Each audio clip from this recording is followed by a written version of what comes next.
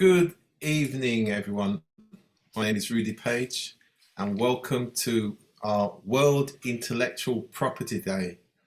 And I'm really pleased that we have with us Dr. Laura Thompson. Hello. First of all, how are you, Laura? I am very well, and I'm very privileged to be here with you. And thank you for the invite. It's awesome, and happy Intellectual Property Day to you. Thank you very much. And I just want to, I don't know if you can turn your sound up a little bit. Oh. I just want to tell our viewers and listeners around the world. So we're broadcasting live on Fresh FM Radio London as well. And I know we're broadcasting on live on Lighthouse Broadcasting system as well. So intellectual property refers to creations of the mind, inventions, literary and artistic works, and symbols, names, images, and designs used in commerce. And for me, the important line is that intellectual property refers to creations of the mind. And that's what we're really going to be talking about for the rest of this dialogue.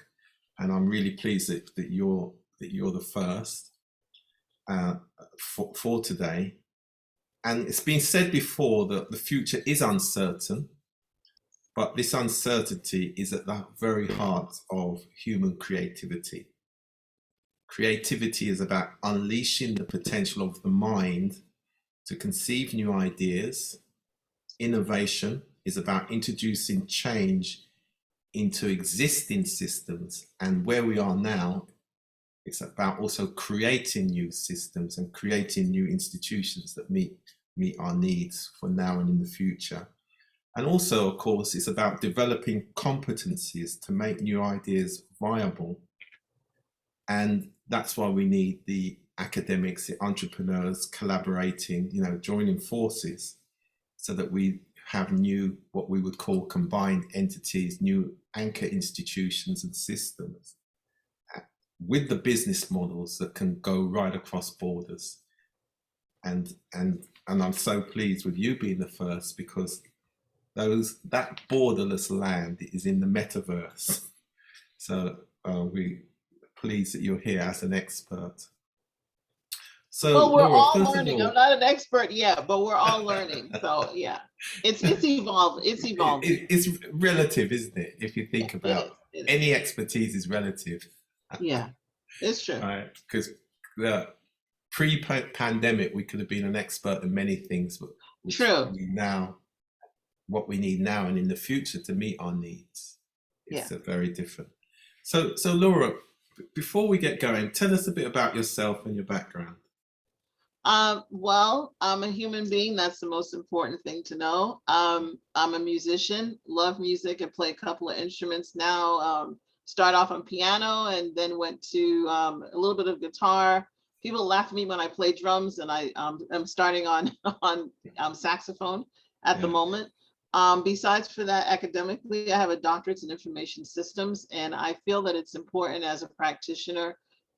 Sometimes you're in the educational environment, and a lot of times you have to get out of it in order to see what's going on. And so this is a very exciting time to just be in the environment, actually doing something.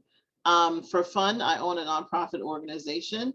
It is called ROL Cat Productions, and we are the managers of Lighthouse Broadcasting, and that's where I'm broadcasting from today.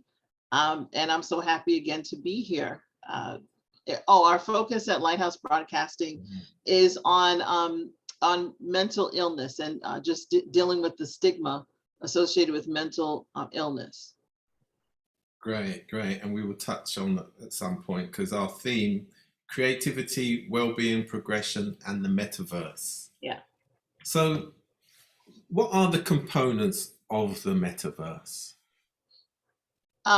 The main components of a metaverse environment, you will have some sort of augmented or virtual reality, extended reality. the reality is designed to have the individual be immersed in the environment, but more importantly, a metaverse environment will have blockchain, which is more of a financial aspect. So those are the main components of a metaverse environment. For it to be a true metaverse, for it to be like a true metaverse / Web3 environment, you will have blockchain in addition to these other items that I just mentioned. Okay. And why was the metaverse created, and what problem does the creation of the metaverse itself solve?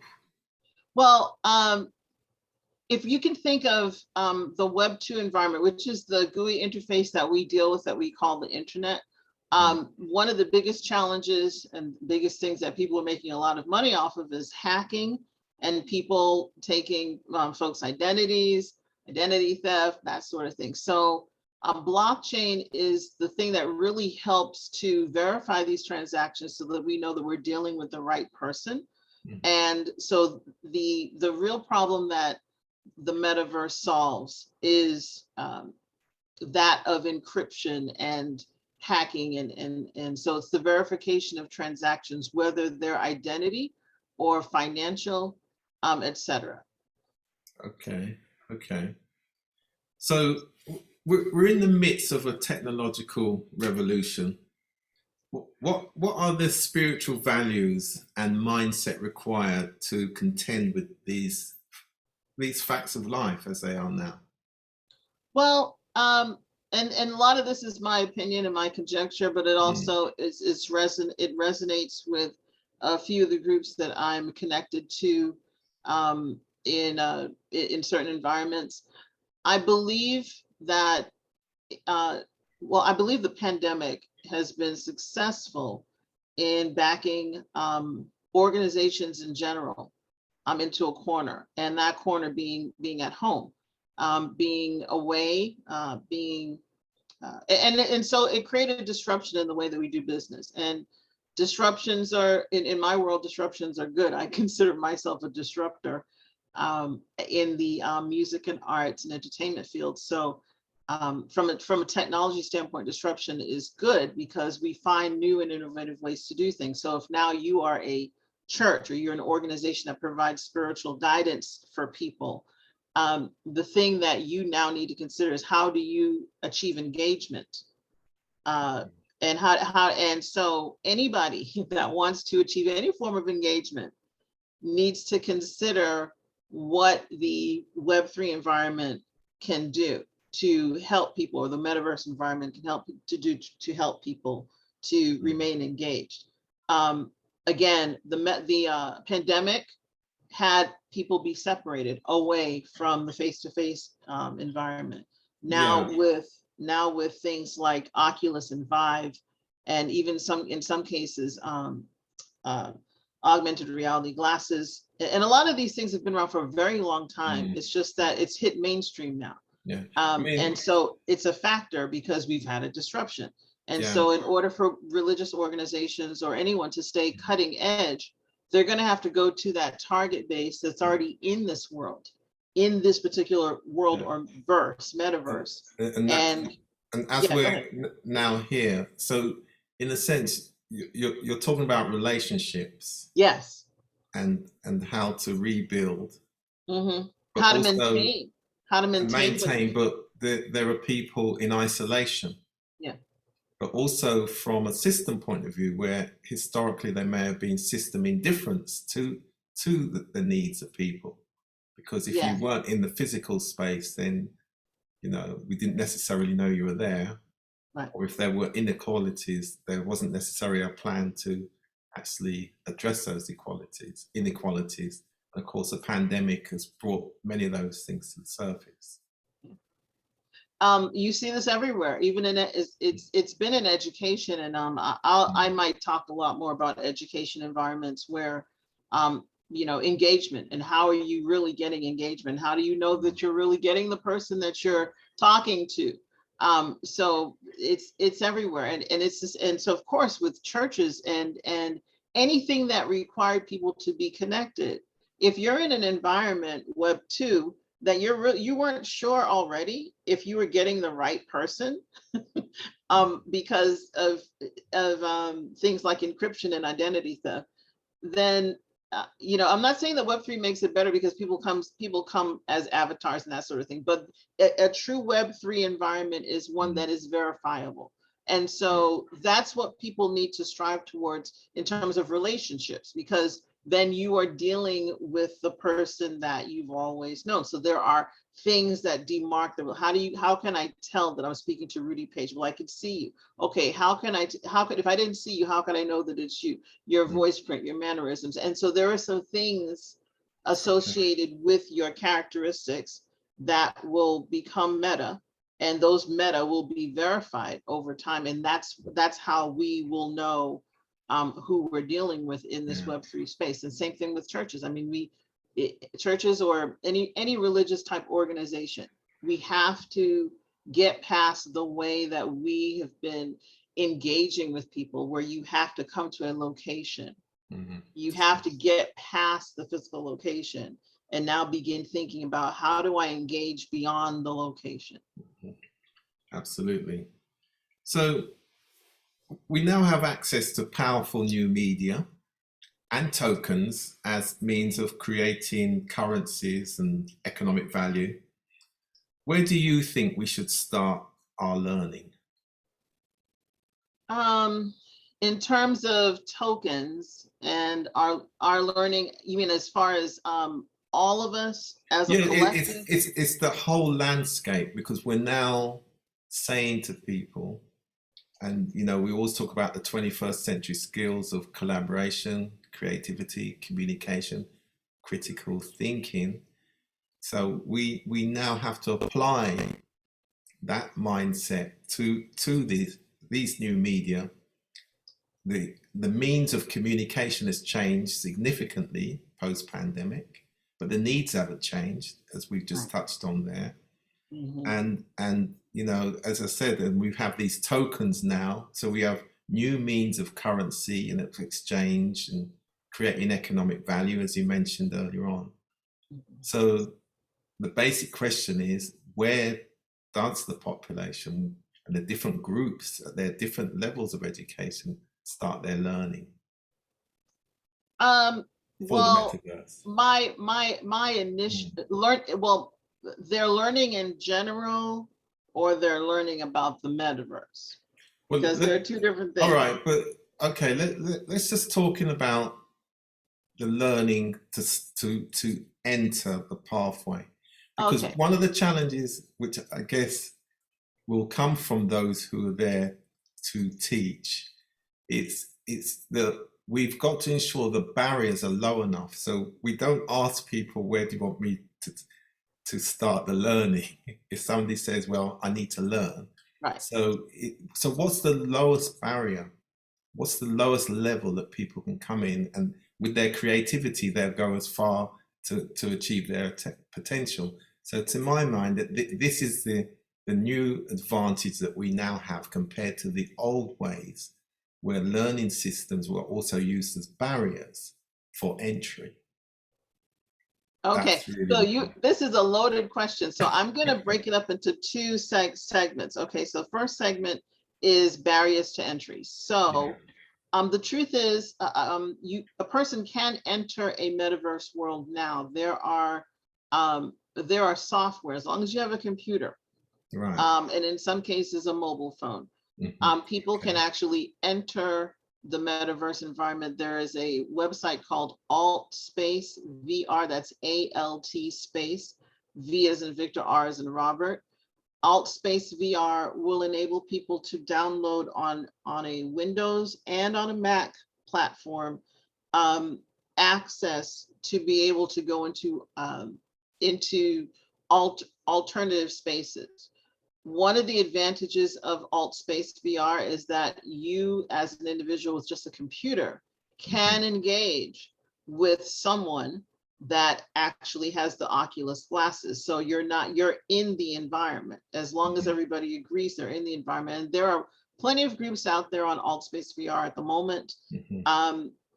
I would just strongly encourage that if a person goes out to Alt Space VR, that they are going either with people that they know or going to places that they've been specifically invited to.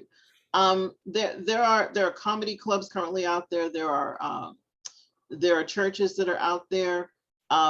Right now, you can go to a church service on a Sunday. There's quite a few churches out there. So again, for people that feel isolated, they can go into these spaces. Of course, one of the first things that you're going to do when you get into an all space VR environment is you're going to create your own avatar, your own image. So you'll go in and you'll look like a little thing that's moving around, and there are some keys on your keyboard that will enable you to move. Those keys look like the A, W, S, D, and E keys. You can also use your space bar and your up and down and right, left arrows to move around in the environment. And I guess if there was one disadvantage with Alt Space VR, I'm going to tell you. With Alt Space VR, if you're entering from a PC standpoint, and it could vary between the PC and the Mac. I've entered it with a Mac environment. There's an issue with volume control. What ends up happening is that you have people that go into the Alt Space VR, they create these rooms. These rooms are the place that people go to engage. And then when you enter the room, there is an option to put that person's voice on broadcast.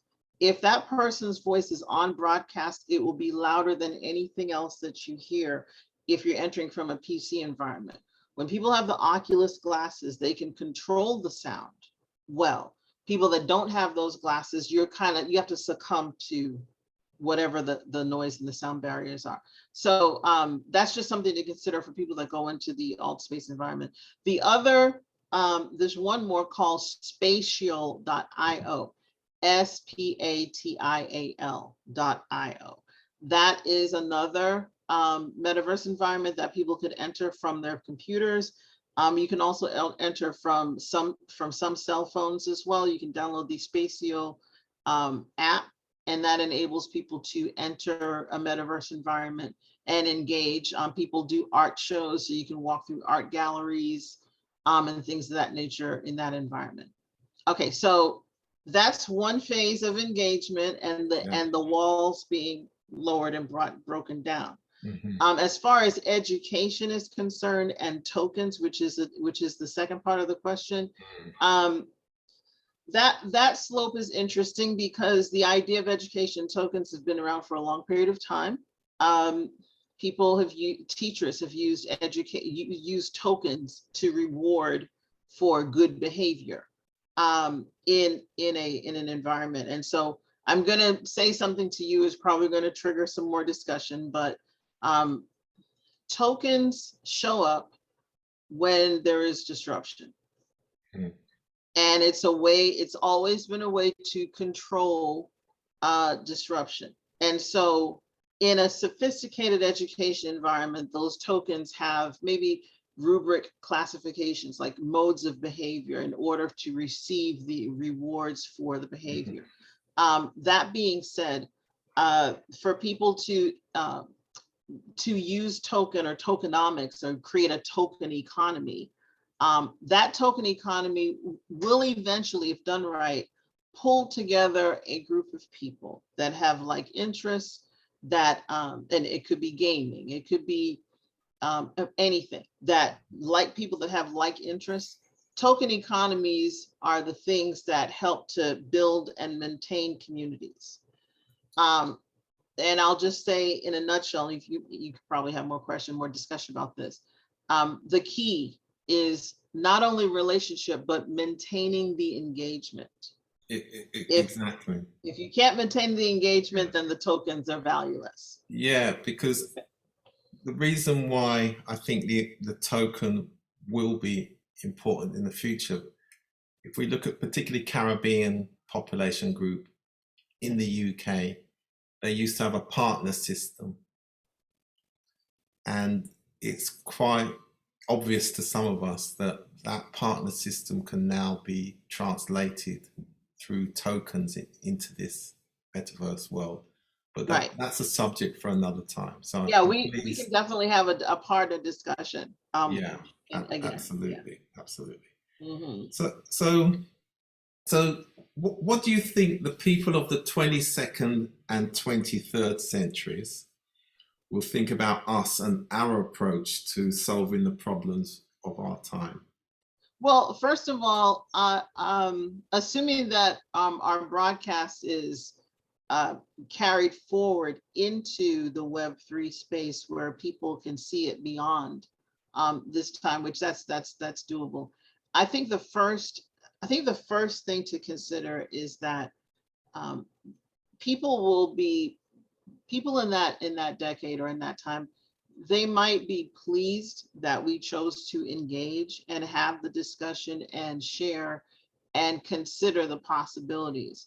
As practitioners, I mean, as a practitioner yourself, you are definitely a relationship builder. You've built relationships for decades, and they've been successful and they've been maintained.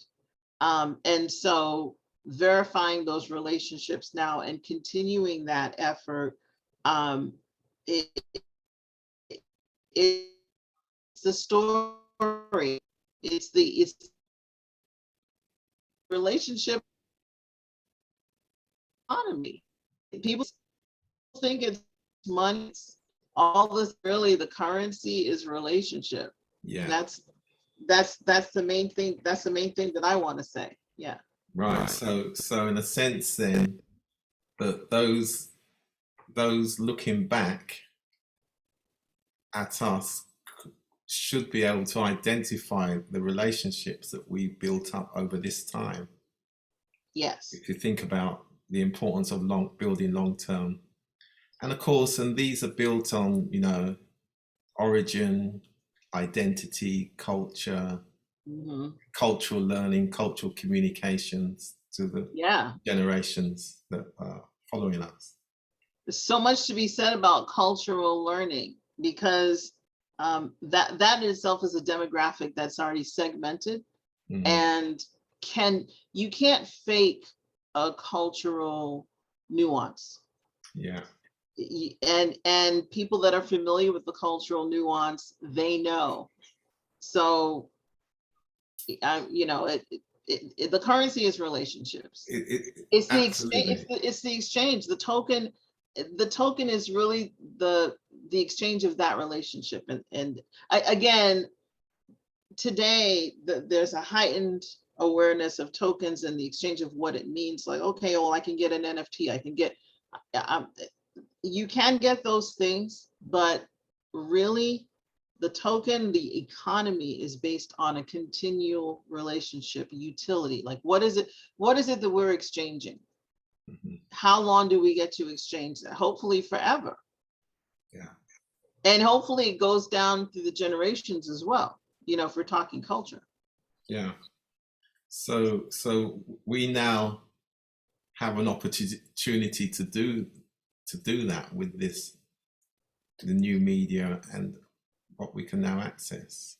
I think so. And if done correctly, it should lead us to go back and pull all the things that were created already. If we want to have longevity in everything that we've done beyond our life and beyond our impact, then it behooves us to go back and make relevant the things that can continue to pave forward a path so that others following could get a clear sense of where they're supposed to go, what they're supposed to do, how do we get here, You actually, just before we end, you actually raise a good point in terms of going back to the cultural learning point, because each generation now are currently learning more about the past, or have learned more about their past within a greater historical context in the last couple of years and maybe the previous 30 years, also.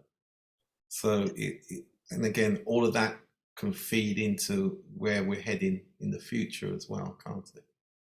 I would think so. And I think there's something very authentic with a true a true path to the past. And again, there may be some blurred lines in the Web 2 space that we really have the opportunity to correct and make right in a Web 3 space, through definitions, through knowledge management, through a variety of things that can help provide a path that is verifiable, that is substantial. And I mean, we don't have to make things hard in the knowledge space for others that are following.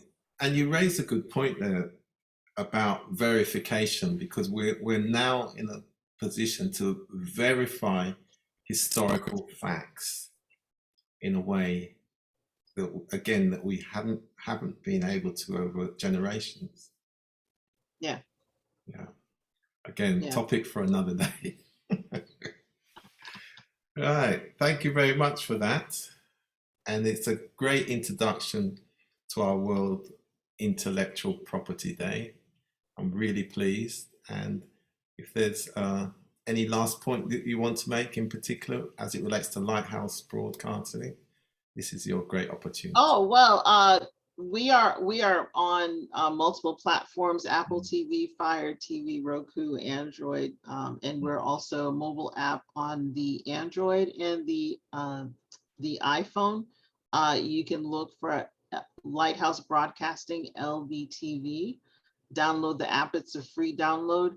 On that app and on those programs, you'll find information about mental health, mental illness. And one of the areas of specialty that I have is how we as artists, whether it's music, drama, whatever, how we as artists use the arts to help people cope with issues associated with mental health, mental illness.